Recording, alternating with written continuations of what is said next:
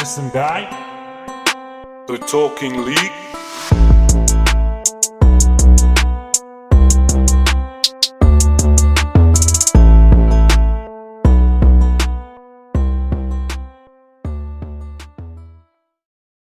Good afternoon and welcome back to another episode of the Talking League and JVW podcast.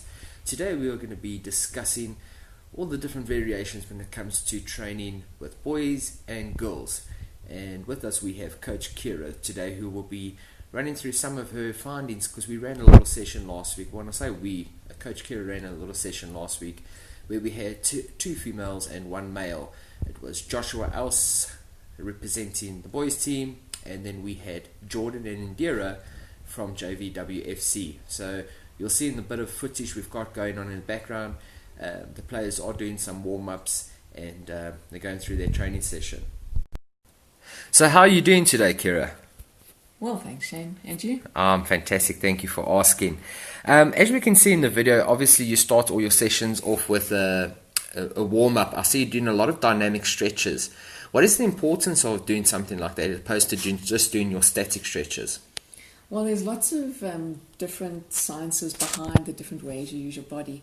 Now, obviously, football is a very dynamic sport, so we want to warm our bodies up in a way that we'll be using them. And just in terms, again, of those sciences, warming the body up, it's a lot better for the muscles in terms of their functionality, but also their recovery, to warm them up in a dynamic way as opposed to that long static stretch. Yeah, that makes a lot of sense. And your warm-up sessions, generally how long do you put your players through a warm-up session? Well, right at the beginning of the session, often the players themselves really start the session. Okay, so that comes down to things like core, where they'll do a few basic core movements. We also have therabands that the players use. This is predominantly in our team. I mean, it'll be different in every environment. So the players themselves will start with a few activations like that. But then coming into the warm-up, it also depends on which day we're in. If we've come off a really tough game, what type of a warm-up we're going to do. I mean, when we add things like injury prevention to the warm-up, it might be a little bit longer. But in the warm-up that's in this video playing behind in the background, this was just a day where we were going through a couple of exercises. You can see there's only 3 players there. The players themselves hadn't been training or playing at least for a very long time, obviously with COVID. So we wanted to take them through a decently long warm-up. So in that section there, their jogging and their dynamic movements would have taken them around about 10 minutes. Okay, well that's cool. Yeah, that sounds about right from what we would do as well. One thing I noticed, and one of the reasons why I chose Josh to come down and represent the guys, is he's generally very fit, like extremely fit. You can see he's a fit guy. And within like 2 minutes of starting the warm-up, he was already huffing and puffing and struggling to keep up with the girls. What do you think could be the reason behind something like that? He mentioned he ran a 5K the day before. So number one, it's possible that he is still recovering from his 5K, considering that, the session was in the morning. Okay, I don't know Josh's lifestyle, so I don't know if he would have woken up, had a bit of a walk around, had a good breakfast, all those types of things. So there could be any number of reasons why he was a little bit sick and a little bit tired. A little bit. But, again, not just on a physical level, but on a mental level as well. I think Josh obviously being very excited to be there. Already just being excited, your heart rate will be elevated. And, things like breathing will also be elevated.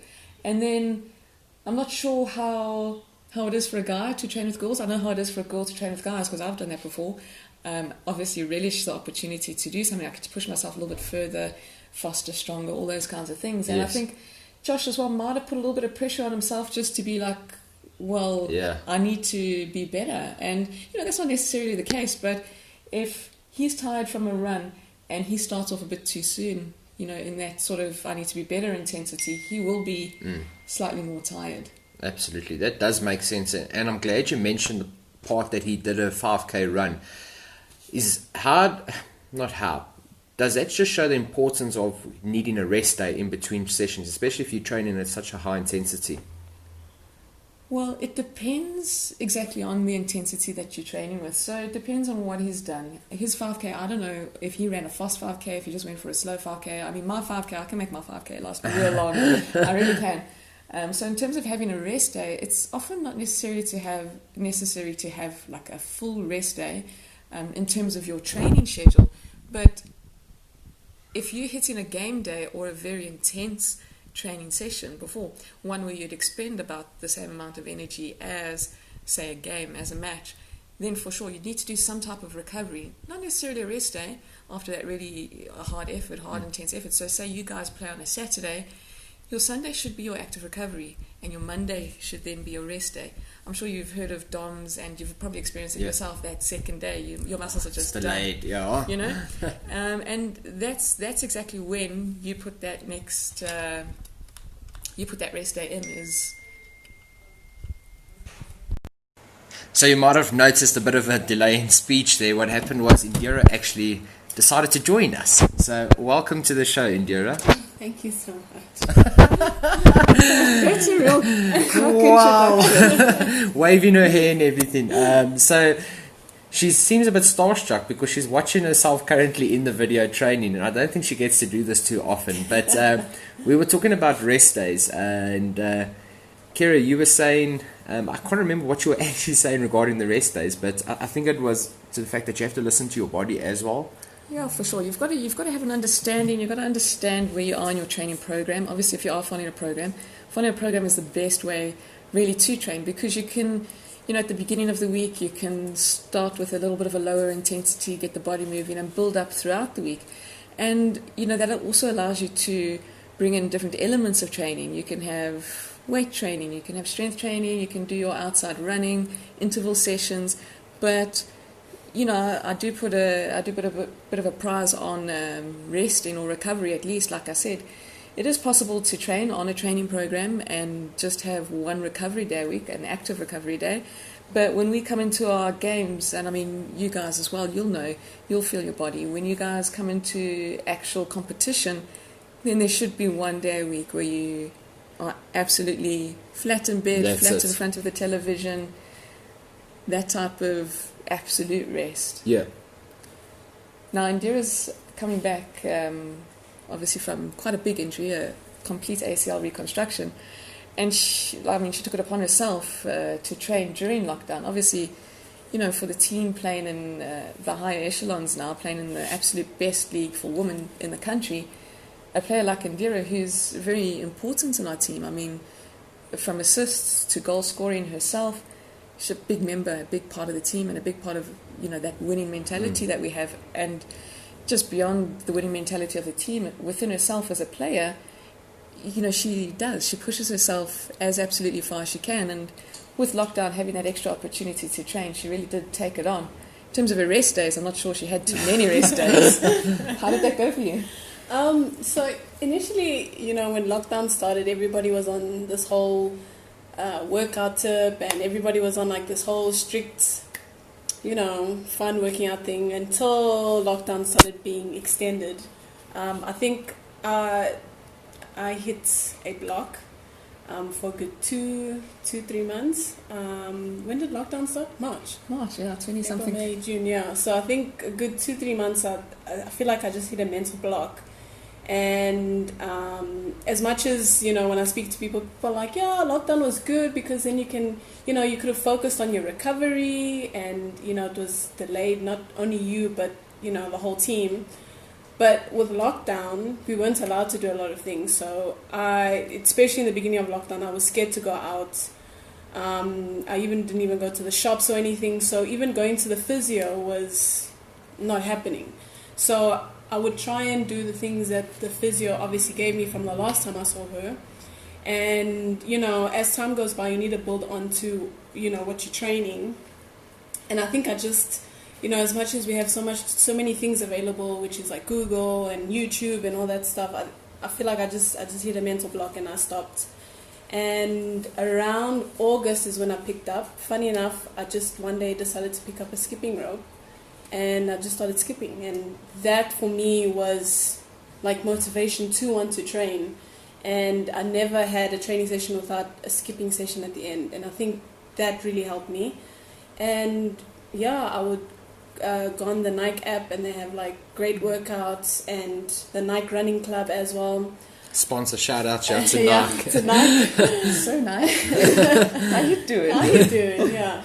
And I even participated in a 100K challenge for the month. And I think after that month, I was like, I need to get back into it. And it's just also having a schedule to do something that really helps. You can't wake up and be like, okay, today, what am I going to do? Like, I'm going to do this, this, and this. The Nike app actually helped me. There was something set that days that, and with the Nike app, there's also rest days. So I think that's what helped me a bit also with, my fatigue. And then, from there, I felt like I just needed to gain the momentum again to train. And only recently I started seeing a bio. And rest days are important. I mean, when I first started training, I wasn't resting at all, which was bad. But now, I'm taking it upon myself to make sure I'm doing the right thing. Yeah, and I think your rest days, as much as, we're looking after our bodies for the long term, because when we go to football, we've got to play football for, say, 6 months of the year, and we have to be really competitive. And it's possible to, achieve team selection, say, as an example, quite continuously and with a certain amount of consistency. But what's not necessarily possible is if you're training every day without rest days, is when you play in those games to be at the absolute top of your game. Yeah. So sure enough, you'll probably be really good at what you do and you'll probably be able to make the team always, but in terms of your actual performance on the day, you're not going to reach that 100% performance without your rest. Brilliant. So watching some of the video footage and what I'm noticing now, I see, Ciara, you tried to explain the drill to them. They never got it. You took the ball and you showed them how to do the drill. How often do you find that you showing a drill is a better explanation than actually using your voice? Can I just say something? It's all the time. Oh, really? Especially when I used to train, or when I was training with the team, she would explain something and we'd be like, okay. Okay. But this is what we do. We take the girls through a walkthrough because, as much as we're training and we get in, like in this specific session, it was just a general passing session and opening the body. So the exercise before this was using both feet, so controlling right, passing left, controlling left, passing right.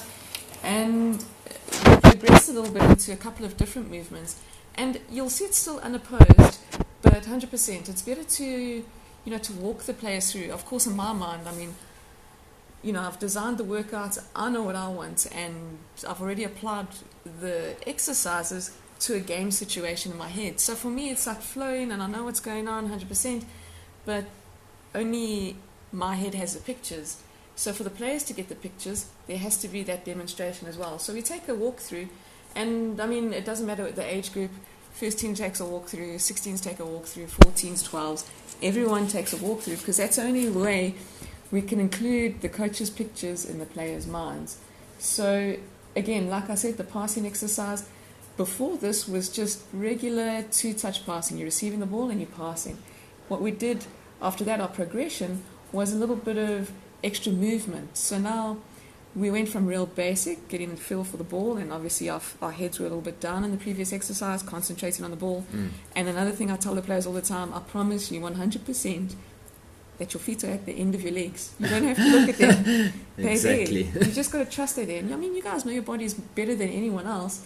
You know that your feet are at the end of your legs. You also know that the ground is underneath you. Because any time in football, if the ground isn't underneath you, there's a problem. There's a problem, yeah. So going into the progressions, the next part of the exercise was then to get those feet moving in a different way. And obviously getting the feet moving in a different way, the head has to be up because now we have to move around the player and look for the pass, look for the ball. We also include, it's unopposed essentially, but there's a passive marker inside the drill because in football there's always obstacles on the field, whether it's your own players, the opposition. Even the match official, you can actually even use a match official to hide behind. As a shield, yeah. That's it. If you're playing in the centre of the park and you have that opportunity, use it 100%. So, that's why we have this passive marker here as well.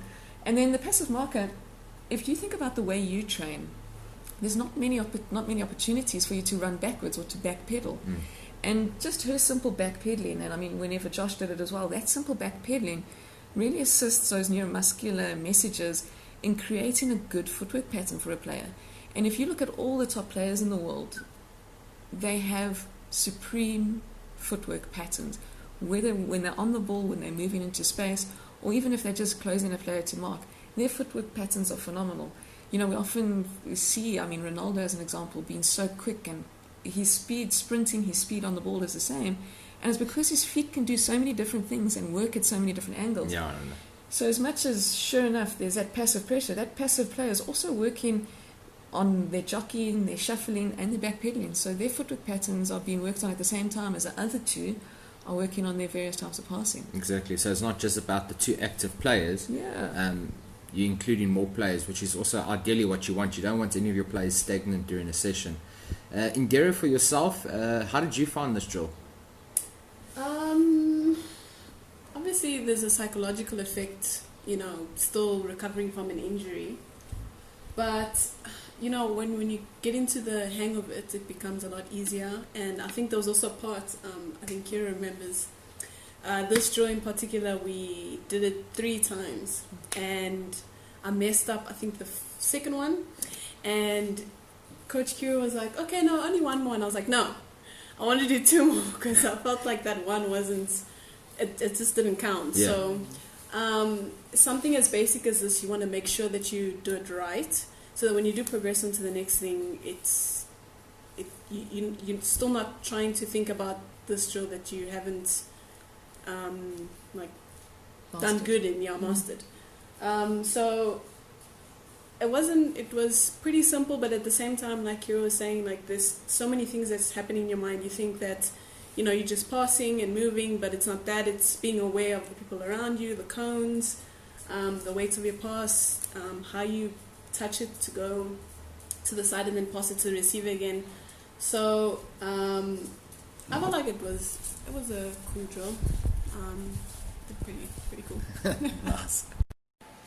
Okay, so most obviously one of the biggest questions is, and I never got to ask you afterwards, was how was it to be training with another guy? To be honest, it was okay. I've trained with guys before. It's nice to train with boys because they bring a different level of, how can I say, like a different level of football in terms of physique. Like ability and the ability. So it's nice to train with boys, especially when they turn around and be like, oh, you're not bad, hey? Do you get that often? Yeah, I do get that often. Not man. Just a pretty face. It's so cringeworthy. Like, I'm a guy, and it's cringeworthy when guys say it. I'm like, no, dude, don't. You'll be surprised. You get it a lot, but it's obviously different. The physicality is different. I mean, we didn't get into anything physical in this session, but just speaking of past experience, when you are playing against a boy, it's a lot different, but it's nice. Good stuff. Coach, talk us through the difference when you're training them. Did you find that maybe Josh you had to explain a bit better to because he's a guy and guys don't really listen that well? It's just because Josh is from Benoni. There's nothing else about it. Wow. But no, in all seriousness, I mean, Josh is you can see by his physique, he's a very fit guy. He's a machine. Okay. And from what I hear, he plays just about any position on the field. That's it. Which is really amazing. I mean, a player with versatility is fantastic. So the fact that he gets to play majority positions on the field means that he's a very good football player. In terms of training and training with him, I don't think he's had a lot of this type of training. So this type of training really focuses on those small little bits and pieces, receiving the ball on the correct foot, passing the ball to the correct foot, and, the best way to make your movements on a field, essentially.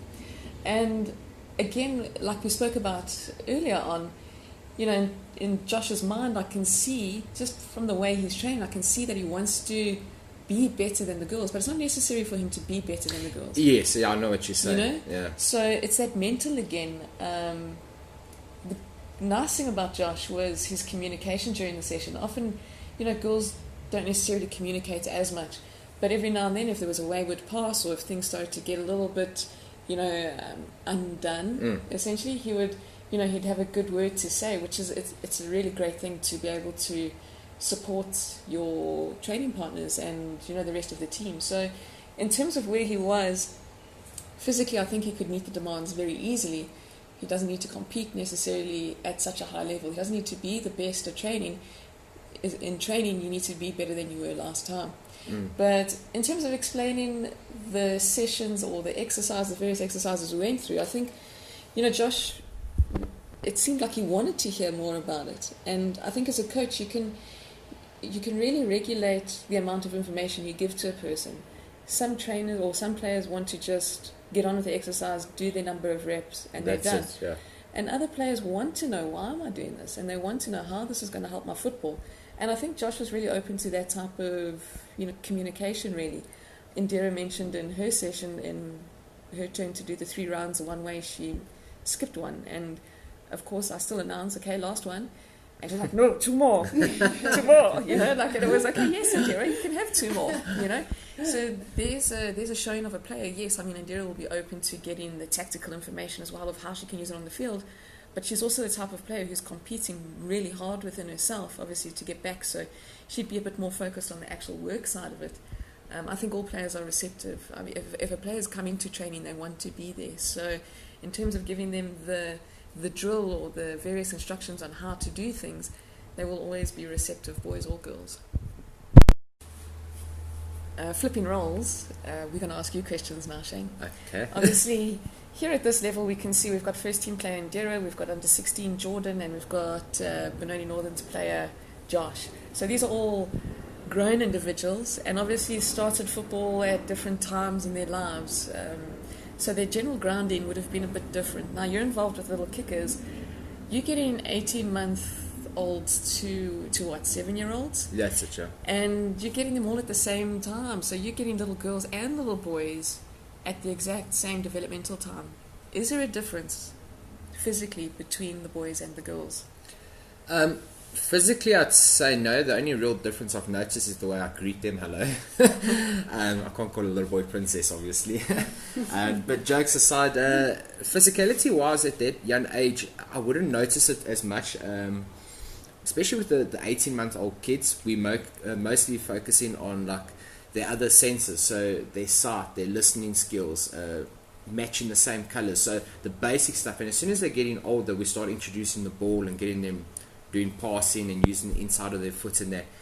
And what, for myself, and I don't know about the other coaches that's worked with little kids as well, but I've noticed that girls' attention is so far better than listening to a boy.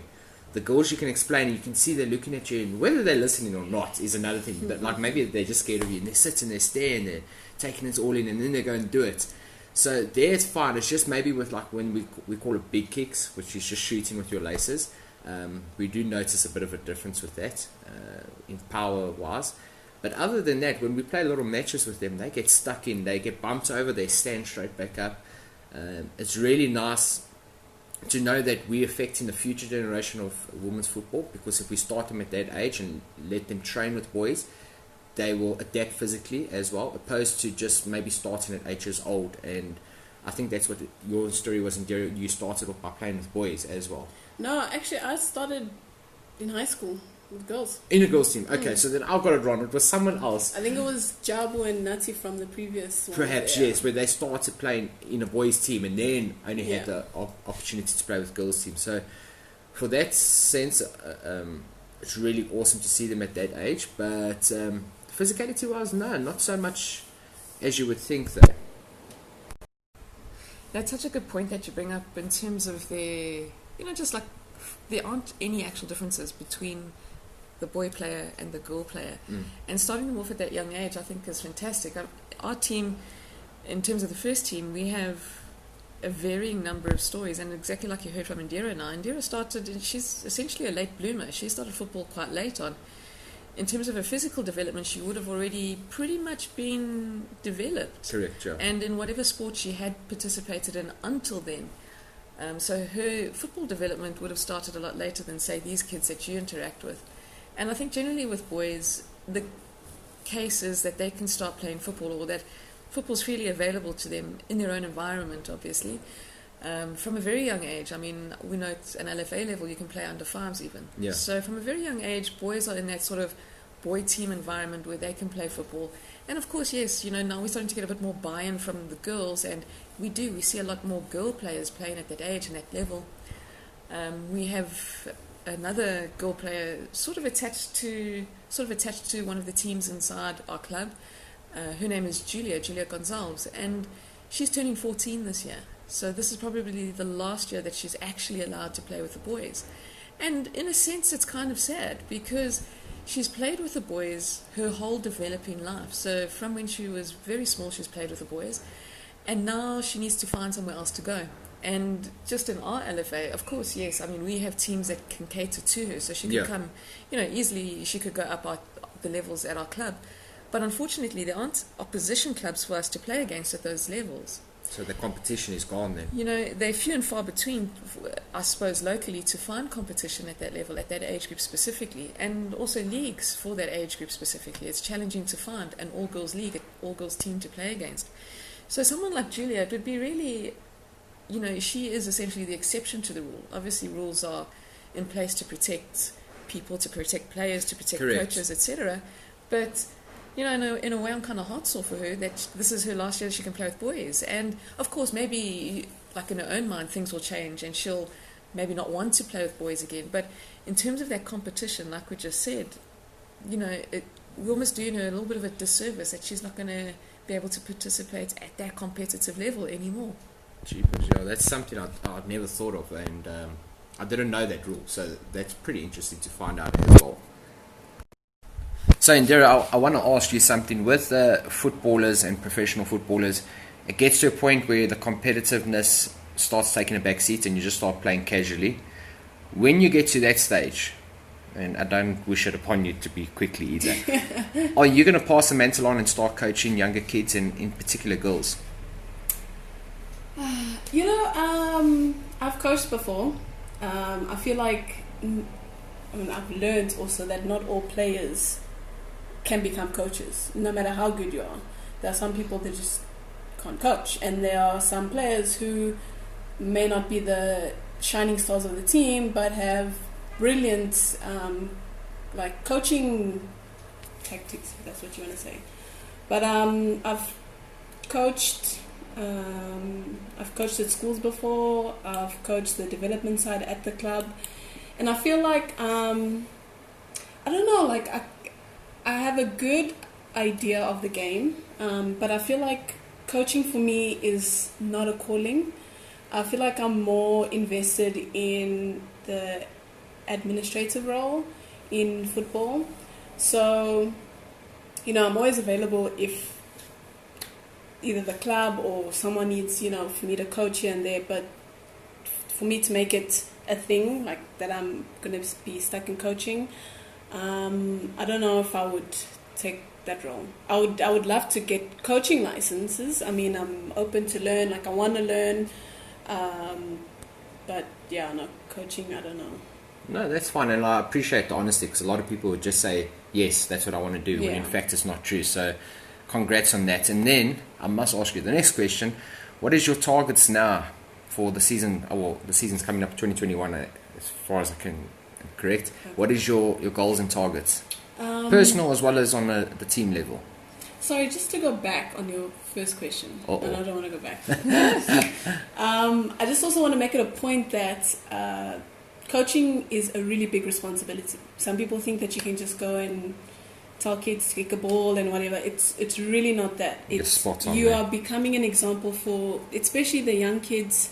You're teaching them a skill that they can later, develop into something greater. So, not saying that I run away from responsibilities, but I feel like for such a role, and even goes down to educators as well, it's a very important part for young kids and all of that. So coaching is not for the weak. So next, it's not for the faint of heart. It's really not. But going to the next question. What is it? Aspirations? Your goals and targets for 2021. I just want to get back on the field. That for me is one of my main targets. I want to become a regular starting 11 again. Hinting, coach. I rate Indira as a player, so that shouldn't be too challenging. And for me, I think it's just getting back on the field. I've been off the field for so long. I feel like I'm even forgetting certain things, but that's number one on my priority list. Oh, that's a good place to start, though. And it's a pretty big one as well. So, especially after the lengthy injury you've had, I think all you want to do is just wait for that official game day. Yeah. Training's one thing, but that first game day, put your kits on, get on the field, and as soon as that whistle goes, Yeah. every bit of suffering and torment you've had to go through with that injury is going to be so worth it, and it's probably going to go by in such a flash. You're going to be like, okay, now to the next game. Yeah. So for me, I'm really excited for you to get to that stage as well. So it's something to work forward to. I bet you're going to have a nice busy December, probably preparing yourself as well. Oh no, 100%. As I said, I've only recently started going to a bio, and he told me that he doesn't want me to kick a ball or anything. What do bios know? I mean, they're only just qualified. So I think it's just, I'm also excited to be able to be at that mental state in my, I don't know, like the mental state that I'm comfortable, I am okay, and I forget that I've actually had an injury. I feel like every time I do something, I remember money. So that's also another point I want to get to, where I'll automatically do something and not even remember that I had a major surgery. Awesome. Okay, so in closing, Coach, what is your targets then for next season with your seniors and first team, I should say? Yeah, with our first team, I think our target is, of course, to be competitive. We have a lot of friends in the league that we're going to, and you know how it is when you do anything against your best, you got to be that little bit better.